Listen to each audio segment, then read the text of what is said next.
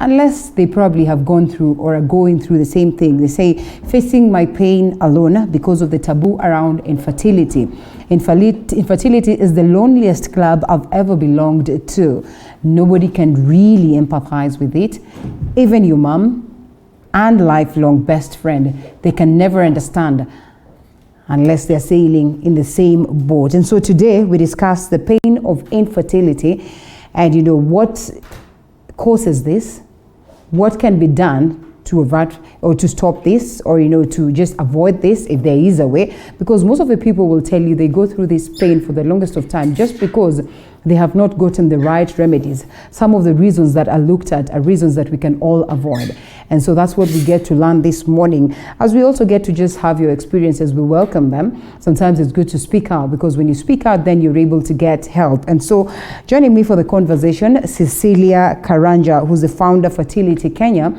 And we are hoping to have Dr. Wachira Murage, who's a doctor, join us so that together we can have this important conversation. Remember, it is open for you. The hashtag is Morning Cafe at Linda_Lela TV 47KE, the numbers to call running down on your screen. And as always, the SMS short code is equally on your screen for you to be part and parcel of this conversation. Good to have you, Cecilia. Thank you. All right, and let's speak briefly about Fertility Kenya. What's it all about? Okay. Fertility Kenya is an NGO registered in 2015. It helps people struggling with infertility, both men and women. Yes. All right. So in this case, then one would want to ask, help in what way? Help to, get them to a level where they can now sire, they can have babies, or help in what sense? Because sometimes you're told that the condition is, is something that you cannot reverse. It's there and it's for the rest of time. So how then does help come in this case? I think that's a different perspective, because infertility is not like you cannot, there is no solution. There is a solution. In most cases? In all cases. All right. I would say there is a solution in infertility in all cases. Okay. So basically we try and educate them. In Fertility Kenya, we try and create awareness, and also we give them a shoulder to lean on, meaning that if they are going through the infertility, if they're going through infertility, they are able to come to us, talk to us, and also connect them to other people who are going through the same thing. So basically, Fertility Kenya per se is a place where when they come, they feel at home. Also, we negotiate on their behalf. We go to doctors, talk to them, and tell them that infertility treatment is a bit expensive. Would you be able to just subside the prices for our members?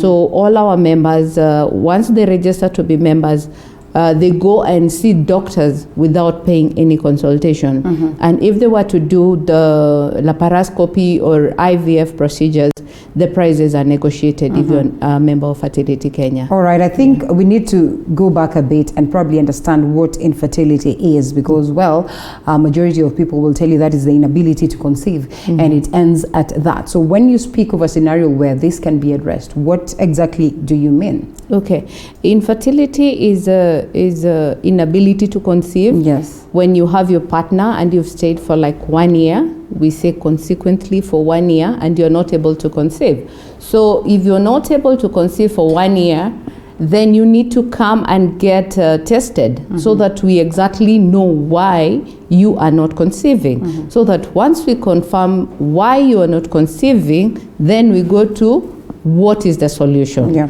So infertility is not like, it is not curable, it is not treatable. It is, and there is a solution for it. All right. Well, I would have wanted for us to hear this from the doctor. Yeah. But then again, now I'll have to engage you. No problem. And having done all this for quite a while, then I would want to believe you must be having the basics. Yes. So when we speak about infertility, what are some of the key causes that would get one to, be infertile? And, one would want to ask, can there some of them be, can there be some of them that are lifestyle, that are, things that we cause ourselves, and so we end up regretting, and sometimes we do not know how to reverse the same?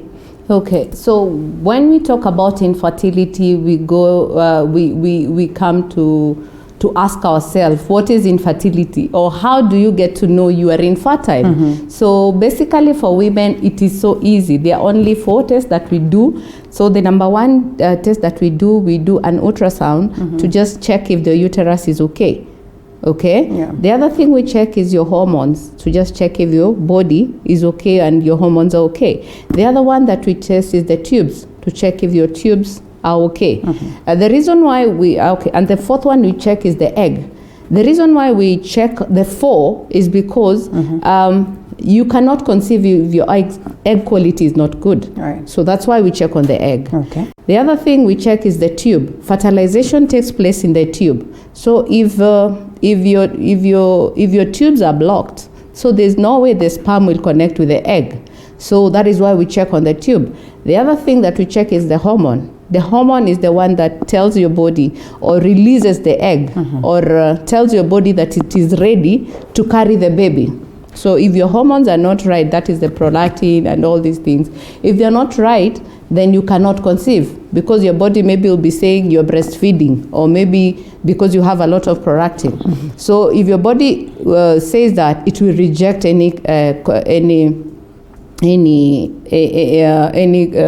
it will stop you from conceiving. Yeah. So the other thing that we check is the uterus. Uterus is where the baby grows. So if your uterus has fibroids, or maybe it has you don't have a uterus, because most of the time you find that there are people who don't have uterus, like 1% of all women in Kenya, or most of in the Kenya is around 1 to 2% who do not have the uterus. Okay. So if you don't have uterus, you will never conceive, because you will never carry your baby, because the uterus is not there. Yes. All right. So in this case, then it's more on the woman's side or the female side. What happens with the man? Okay. For men, well, the test for men, we do a sperm analysis. Sperm analysis, we check on 3 things. Number 1, we check on the sperm quality. That is the quality, the quantity, and the motility. The quantity, they should be 20 million and above. The quality, it should be a head and a tail, but no man has 100%. So even if you're a superman, there's no way you can have 100% of the sperm quality. The other one is the motility. Motility, it's how it swims. So if you have the sperm quantity and the quality and it doesn't move, your wife will never conceive, because there's no way that the sperm will swim it will swim towards the egg.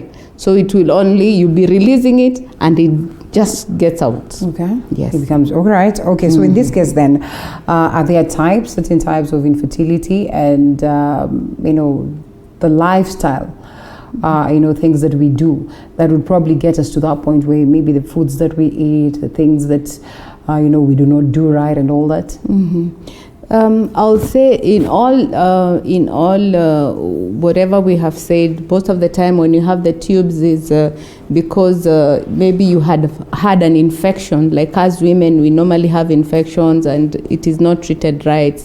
It can cause blockage of tube. And then the other one, if you don't have a uterus, this is something that you're born with, or it's something that developed along the way. The other thing is the hormones. Hormones, yes, it can be caused by whatever you eat, and also how fit you are. So at least you need to eat healthy. We tell people it's important to eat healthy. And also the egg also, it is determined by what you eat, because the quality of eggs is determined by your age, number 1, and also how fit you are. Because if you're just eating junks, and you're not eating healthy, then it will mean even the egg quality will not be good. Yeah. Okay. You say that this can be 101%, be a case that can be cured in all, forms, right? Yes. And then I would want to ask myself, what then is this one thing that probably causes a scenario where a woman or a man or a certain family is not able to get babies and in totality for the rest of time? What really is that if it is not infertility? It is infertility, but they've not come up to get the new technology, because right now, as we're talking in our country, there's this technology of IVF procedure. So if you have the uterus, that is the most important thing that we check as a woman. Okay. If you have the uterus, we don't care about the hormones, we don't care about the eggs, we don't care about whatever you have. It doesn't even matter if the problem is with the man? It doesn't matter even the problem is with the man, because Okay. if he doesn't have the sperm at all, because at times we find that a man doesn't have sperm at all, then we can do sperm donation. Okay. So we can get somebody to donate the sperm and then fertilize with the egg of the wife, and then the wife carries the baby. So basically they are carrying their own baby, because nobody will ever come and say, this is my child. Okay. Yeah, so it will be between me and my husband that we donated the sperm. The same case with a woman. We find that there are people who are like 50, they've gone into menopause and they don't have the eggs. Or maybe somebody is 35 years and they don't have, the egg quality is not good. So what happens is that we get somebody to donate for them the eggs, and then we fertilize with the sperm of the man, and also they carry their own baby. So by the end of the day, that is why I'm saying there is no reason why we should not stay without a baby. Let's speak about egg donation, sperm donation and all that. Just how common are they, and just how welcome are they, and how does it get to that point where an individual will decide that I'd willingly do this, and what processes are they taken through before it gets to that point where you can approve of that? Okay, so basically egg donation and sperm donation is the main thing here now, because when you struggle with infertility, most of the people who come to us are people who are past 40. And when you pass 40, when you come to us, we find that your egg quality is wrong. Okay. So this egg donation and sperm donation is main thing. So when you come to us and we find that we are not able to remove your eggs, then we take you through and tell you that we can do egg donation. At first, they don't take it, yeah? But we tell them that this is like a child. This is your baby. This is a baby that you will carry you will carry it to term, and you will breastfeed this baby. Okay. So by the end of the day, this will be your baby. Nobody will ever know if it was a donation or not. So we take them through that. And also when it comes to the men in sperm donation, they are the worst in agreeing to this.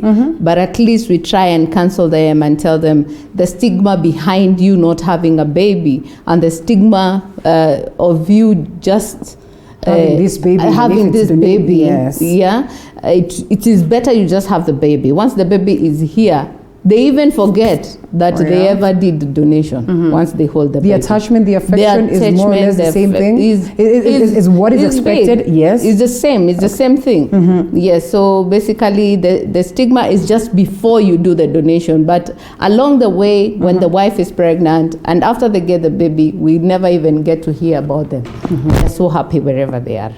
Yes. All right. Speaking out in most cases, because we are speaking about the pain of infertility, and so we might not go deep into the technicalities, but that aspect of what really happens with these people who are going through what it is that they are going through. Sometimes people choose to suffer in silence, but then again, it is one thing that you can't hide for the longest of time, because it will be in black and white that, well, there's a couple but they do not have children, so evidently there must be a problem. And so getting people in most cases within the society to speak out is one thing, and getting them to accept what remedies are in existence is another thing. But then comes the price.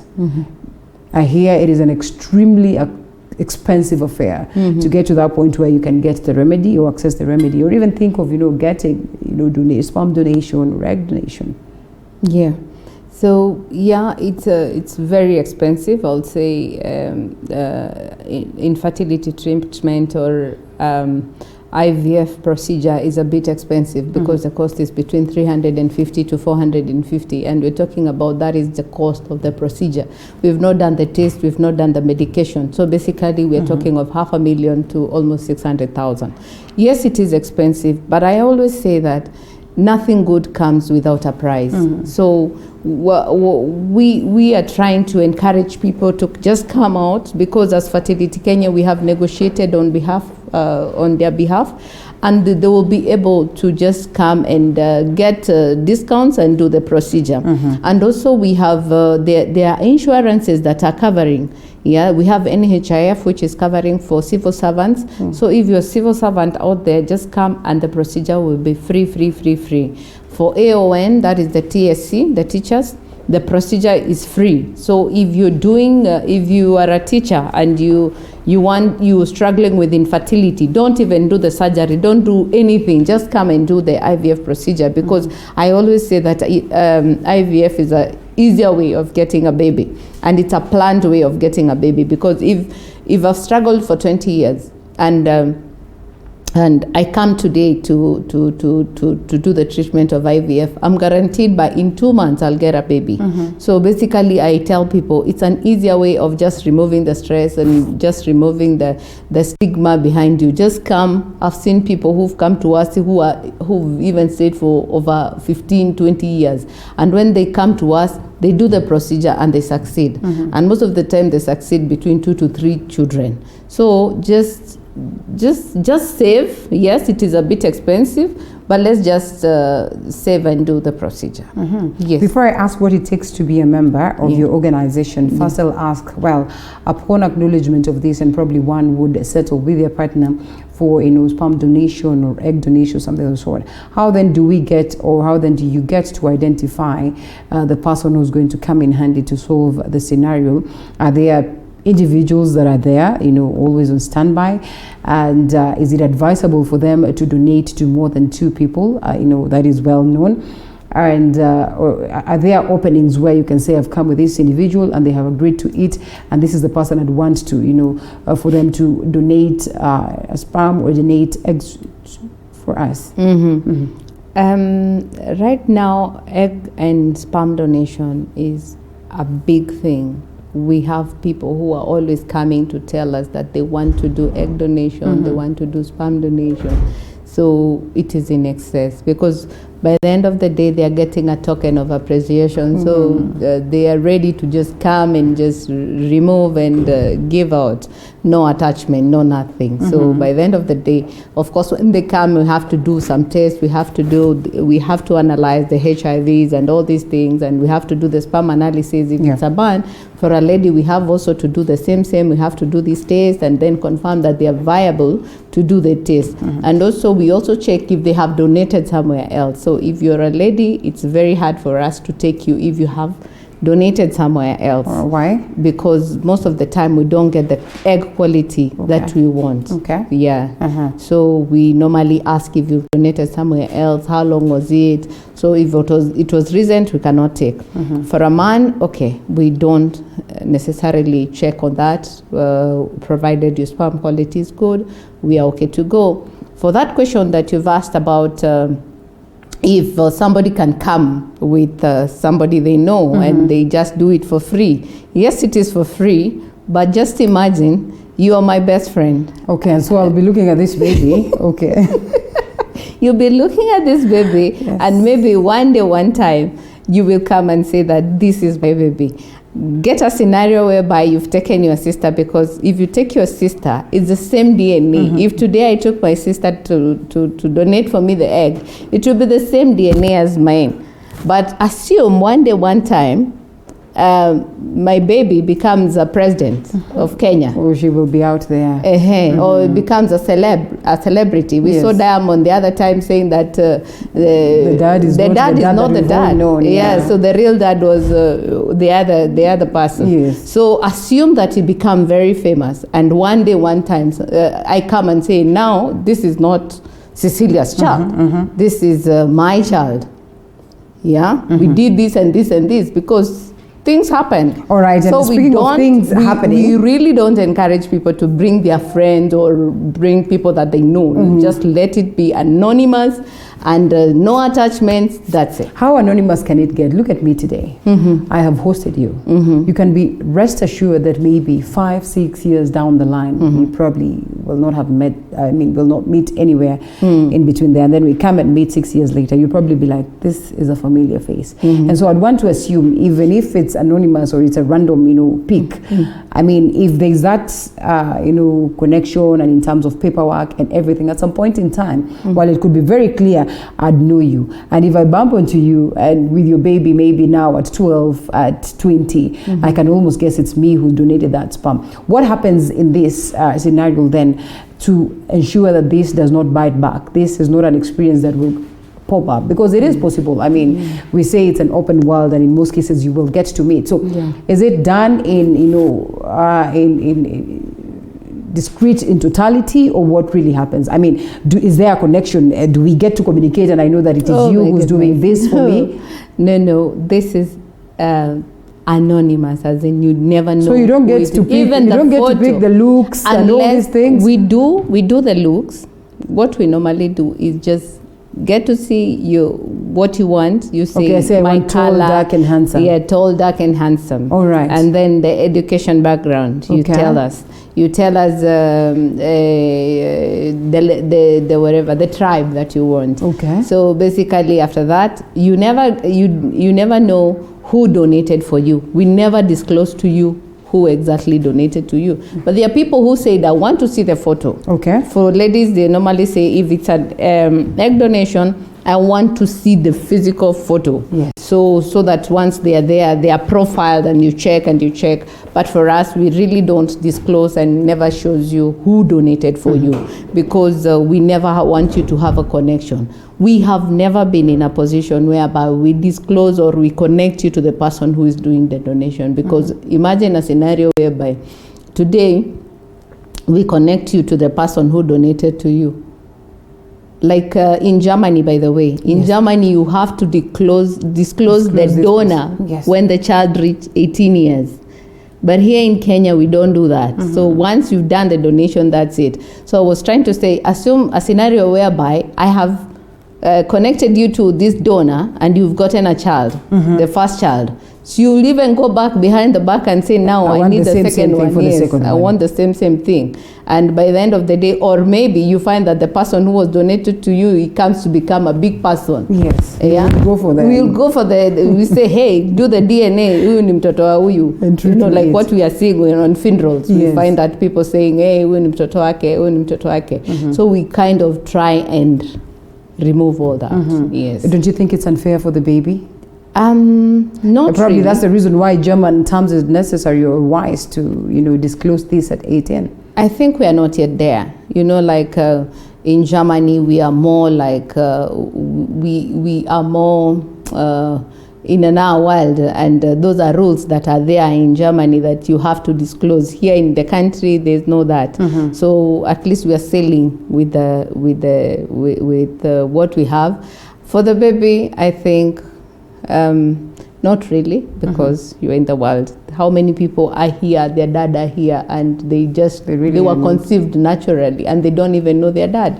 There are so many people who are out there, and they really don't know who their dad is, or even they have been introduced to another dad who they think it is their dad. So I don't think it's a big well, someone is asking a question, how do they get to the clinics where they can now be donors? That one you will tell us as we proceed. But then I'd want to ask this, how long does it, or how long would it take approximately for someone to get their preference, for instance, the preferred donor or something of the sort, in terms of what it is that they have given as, their expectations? How long would it take? Sometimes someone can ask for something that is almost, unachievable.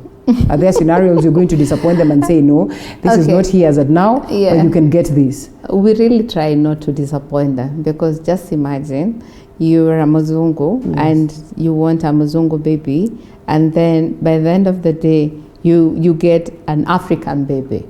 Or maybe you're an African baby, and then I give you a Muzungu donor. Then you're carrying, like I saw one that was done, and they got twins of a Muzungu. So by the end of the day, you two are black and you have a Muzungu baby here. Yes. So what do you say? So, and another one who went to India and did the IVF procedure, they didn't care. Mi nataka mtoto. Wakawekwa mtoto akatoka Muhindi. Wow. Sperm donation ya Muhindi. What do you do in such a scenario? So we try as much as possible to make sure that the donor you want, we match the donor that you want. And if possible, extremely strict. Yes, we are very strict on that. Very, very extremely strict on that. And if possible? If possible, if you insist on you the get photo, to see this person, yes, we show.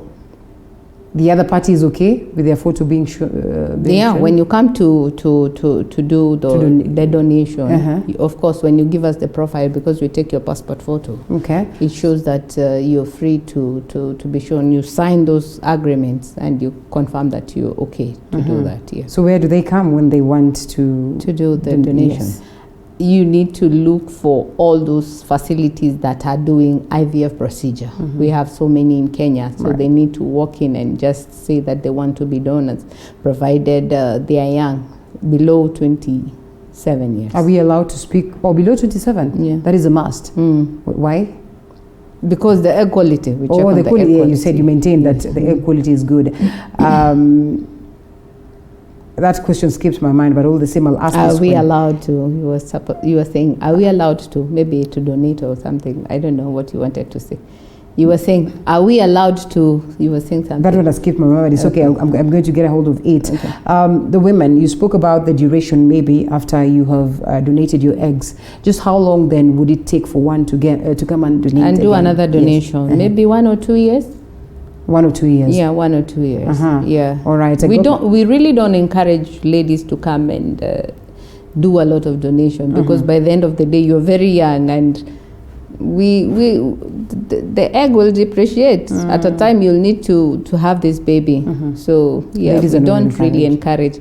But again, I also encourage them to come and donate at least once in their lifetime. Yeah. Reason being, every month you're having your periods and your egg is just going like that. Yes. So if you just come and volunteer and give out your eggs, then it will help somebody who doesn't have a baby. So we really encourage people to just come out and just come and do donation, just for the sake of that woman who's not able to conceive.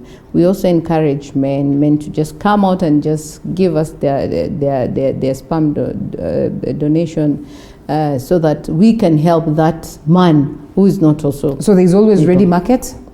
I'll say, yeah. It's almost a guarantee that if I come and donate my egg, it's a sure deal. Yeah. How much money are we looking at? Not much. Actually, that was my question. Are we allowed to disclose the amount of money that can be paid for this? Not much. They're not paid much. For men, it's around 15,000, 20,000. For ladies, around 50, 60. Up to 100,000. If it's a process that is taking about 200,000, 400,000 or so, why is it then they get very little? In fact, we disconnect the two, because if you're doing a procedure and we're using your egg, that is the much you spend, the 350 to 450. Okay. If you're doing egg donation, you spend 100,000 more. Reason being, we will need to do tests for this donor. We will need also to pay the donor. So those are two different procedures. So that is why we are charging them extra for the donation. If you're doing a sperm donation, we charge you around 25,000. 25,000 for the test plus paying the donor. Yeah. All right, so what does it take for one to be a member of you? Fertility Kenya? Yes. You just need to walk in our offices. Our offices are in Embassy House, 3rd floor, room 319. And then you pay 2,500. Then we give you a membership card. In the membership card, there's your name, your address, your telephone number, and all this. So once you have the card, you are able to present it in the hospital that we have negotiated on your behalf, where you will not be able to pay consultation, where you'll be, when you do the treatment, it will be subsidized. So basically, that is what it takes. Yes. All right. Yeah. Okay, so as we drop this one, a couple of questions coming on board, but then again, we'll not get into these questions. One asks, who is going to pay this? I think it is almost obvious, the persons or the parents that are seeking to get. Yeah, but they don't pay directly to the donor. They pay the hospital pays the donor. Yes. So in a scenario where this is a single woman and probably would want to have their own baby without a parent and all that, what happens? Is it allowed? I just decide that I'm a woman and I want to be single, but we have so many of them doing that. There are women who come to us and they say they want a baby with a sperm donor, and we do that. So easy busy. All right, so easy busy. Is it easy busy for the sperm donor? Are they out there and they come and all these processes are done for free? Like, do they have to pay something for them to be allowed qualify? To? Yes. No, they don't pay anything. You just walk in. You just walk in, say you just need to be a sperm donor.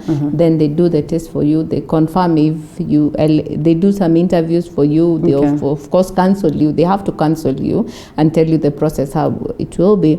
And then once you confirm to read, then we start on the test. Once we do the test, and then we do the first test we do is we are not taking it for the procedure. We are just confirming if you're fit for the procedure. So once we confirm that, then the next time you'll be called to just do the sperm donation. But for the ladies, we just do the scan. Once we do the scan, then we are able to tell them if they qualify or not. Yes. Members have to be those ones who've probably gone to hospital and, in a way received this diagnosis, or anybody can be a member? We normally see people struggling with infertility. Okay. If you're struggling with infertility, those are the people we deal with. If you're not struggling with infertility, then no. Maybe if you can just take the information and pass it to somebody who is struggling with infertility, that is okay. Are there instances where it is chronic to a point whereby maybe someone comes to you with the hope that, in a year's time or, in less than a year's time, I'll have conceived, and then this does not happen? How do you take them through this process? How do you get them to just hold their hopes high that something is going to happen? Okay, we've had scenarios where we have people who've tried the first IVF and it has failed, the second IVF it and they has have failed. To pay for all that? They have to pay for all that. The third, the fourth, they don't lose hope. So this is not a sure thing? It is not a sure thing. There's somebody who we had we're in December. Yes. She had tried 4 times. So in December, she did the 5th time, and now she has conceived. So basically, we tell people, you need to push. There's no other way. You need to push. So when it fails, you don't stop. You try again. You try again until you get it. Yes. But there are scenarios whereby you find that somebody has come to us and they do not have uterus. So what do you do about that? So number one, we get to check if the uterus was removed because maybe of fibroids or something. Yeah. If they have the ovaries, we can use the ovaries to the baby. Yeah, to get the baby. Okay. But if a scenario where they don't have, we tell them that we're gonna do surrogacy. Surrogacy is whereby now we have somebody else carrying the baby for them. So once they carry the baby for them, they after they deliver, they get their baby.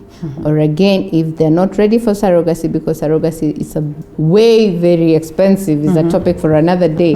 It's way very expensive, then we can ask them to do adoption. So we work with adoption agencies where we refer them there, and they are helped to get their own babies. We have very many people who've just gone to adoption agencies and they have these beautiful babies.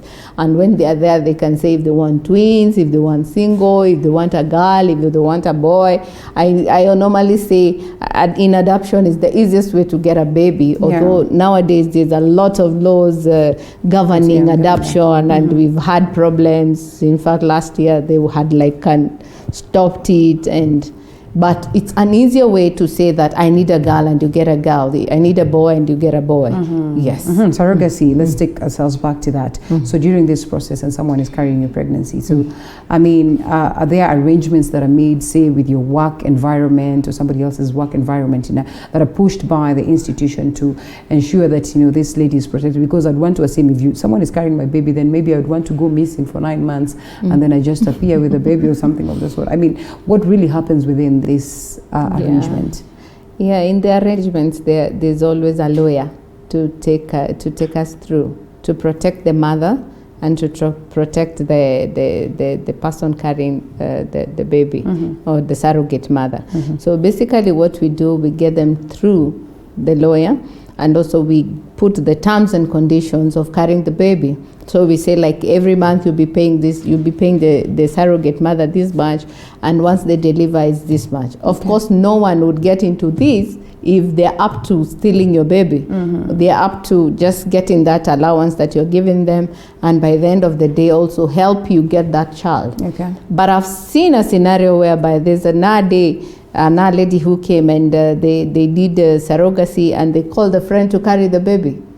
When they asked the friend to carry the baby, the lady hosted the lady in their home. Okay. Yeah, so they were very close. Wacha tukae kwa nyumba and everything, and yeah, by the end of the day, she was too malicious, and I think 5 or so, something happened, and they said, I can't see the baby.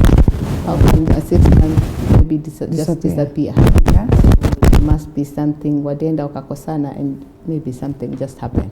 So it is very important to just take those people there are people who have devoted themselves to do surrogacy, to carry babies for people professionally. So it's you rather not concentrate on your friend or somebody that you know. I always tell people, just avoid that. It is cheap, but it is expensive at the long run. Just take somebody who's ready to just come and just do the procedure, no attachment, no nothing, bye, go. Yeah. All right, so in this case, we get a bit deep as we get to a close. Then if it's a woman who's carrying, it's evidently a woman probably who's carrying that baby. And so this will be a woman who's carrying a baby from the sperms of your husband or somebody else. It will be a woman carrying your egg and your husband. It's an embryo. So my egg and my husband's sperm. Okay. So you are carrying our baby. So the baby's DNA is me and my husband, not you. All so right. even if you went to court and say that this is my child, I'll come with my DNA and say, this is my child. And there's no way this child is going to carry the DNA of this? Never. Okay. We are just using her womb. So it's like a house. Natubebea mtoto, tuwekea huo mtoto, akifika tupatie. Okay. So yeah, again, we have a problem with surrogacy in the country, but still we are trying to see how it goes. I have millions and millions of questions, but all the same, I'd allow you a minute or so to speak to these ladies who are out there and they think, it's all done. The men who are out there and they think it's all done. With me and my wife getting a baby. Yeah. Yet the solutions are in existence and they do not want to take advantage of the same. They probably think it's very expensive to invest on such and all that. What I would say is that you who is there, who is struggling with infertility, I normally say, don't stay there alone. Just come out and just get a solution. There are so many people who are struggling with infertility. Don't think you're alone. There are so many people going through infertility, and you are going through infertility and there is a solution. Just come and we see what we can do for you. I know it could be expensive, but you don't even know what God has prepared for you. Maybe you can come and we talk on behalf and you'll get this big discount, or maybe we can work with your budget and see what we can do. There are people who don't know that we can do laparoscopy and they just conceive naturally. Like me, I did laparoscopy. I stayed for 10 years without conceiving, and I got my pregnancy on the 11th year just because I did laparoscopy. Right now NHIF is paying for laparoscopy, so you just need to come. We have a doctor who's doing laparoscopy for free provided you have NHIF. So just come and just do this procedure. If you're a teacher out there, if you're a civil servant out there, just come, we do the procedure. It will be for free because you're covered by the NHIF. For us who are national scheme, don't worry, just come, we see what we can do with what you have.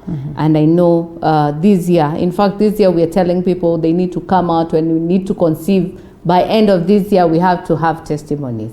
So thank you so much and God bless you. Thank you so much, Cecilia Karanja, and I'm glad you shared your story. Speaking out of experience, and I always say that, if this hope is out here, go and reach out for it, because sometimes it won't come, or it won't come to you. You definitely have to reach out. You speak and just get that help. It was good having you. Thank you. Like I said, I have millions and millions of questions, but then again, maybe we can shelve this for another time. Yeah, we can. What it is that we've shared is more than enough to help you back at home get that help. So why don't you take advantage of it? I mean, how do they get, again, you said you're located where? I think it's only fair that we say this again. Okay. Contact number, social media, exact location. Okay.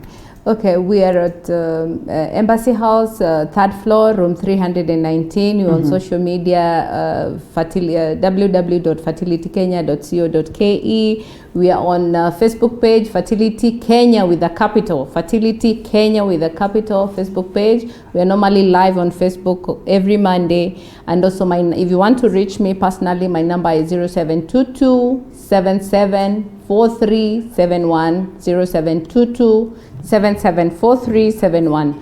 That's my number. Thank you so much, Cecilia Karanja. It was good having you. We expected Dr. Wachira, but all the same, I think it's been very, very instrumental, a show, and it's going to be helpful to very many people as we hope to have more and more of these conversations. And equally for your feedback, lots and lots of questions, in regards to the previous topic or subject, and equally on this one. We are grateful that you could be part of this show, and we look forward to seeing you again tomorrow. My name is Linda Alela. That is where we get to wind up Morning Cafe. Thank you to the team that has made the broadcast a success, and to you for keeping me company. See you tomorrow. Bye-bye.